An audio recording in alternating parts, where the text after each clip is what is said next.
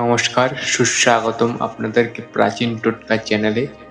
আজ আমি এমন এক বিষয়ে আলোচনা করব বা এমন এক টোটকা সম্পর্কে আপনাদেরকে বলবো, যেটার সাহায্যে আপনি যে কারোর সাথে শারীরিক মিলন বা সেক্স করতে পারবেন।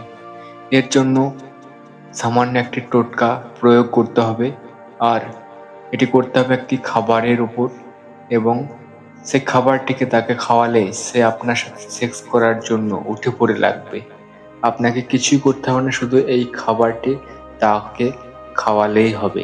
দেখবেন সে আপনার সাথে সেক্স করার জন্য ছটফট করবে।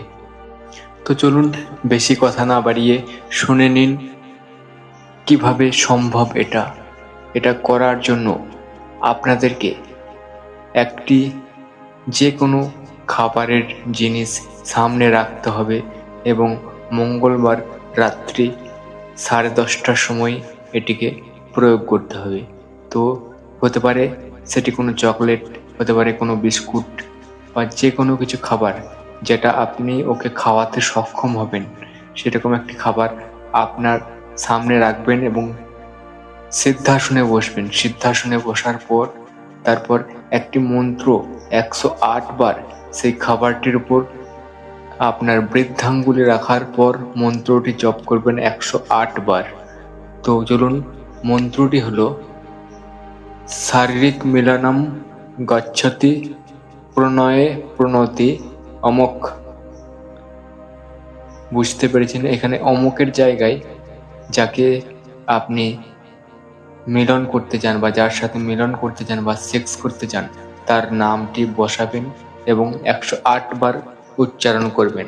মন্ত্রটি মনে না থাকলে আরেকবার পিছনে গিয়ে দেখে নিন বা শুনে নিন মন্ত্রটি কি।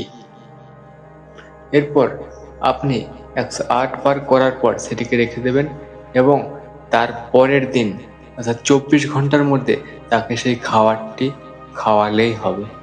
খাবারটি খাওয়ার পর আপনার সাথে মিলনের জন্য সে ছটফট করবে এবং নিজের থেকেই প্রস্তাব দেবে যে আমি তোমার সাথে মিলন করতে চাই। এটা মুসলিম হিন্দু সকলের জন্য, ছেলে মেয়ে উভয়ের জন্য, তাই কোনো ভয় নয়, এটি করে দেখুন এবং একবার যদি তাকে খাওয়াতে পারেন সে তোমার সাথে মিলনের জন্য ছটফট করবে। আজকের পর্যন্ত এটুকুই। তবে এটি করার আগে চ্যানেলটিকে সাবস্ক্রাইব করে কমেন্টে যার সাথে আপনি শারীরিক মিলন করতে চান তার নামটি অবশ্যই জানাবেন, যাতে তার উপর আমার দৃষ্টি পড়বে এবং তারপরেই এটি সক্ষম। তাই সাবস্ক্রাইব করে অবশ্যই যার সাথে আপনি শারীরিক মিলন করতে চান তার নামটি কমেন্টে অবশ্যই জানিয়ে যাবেন।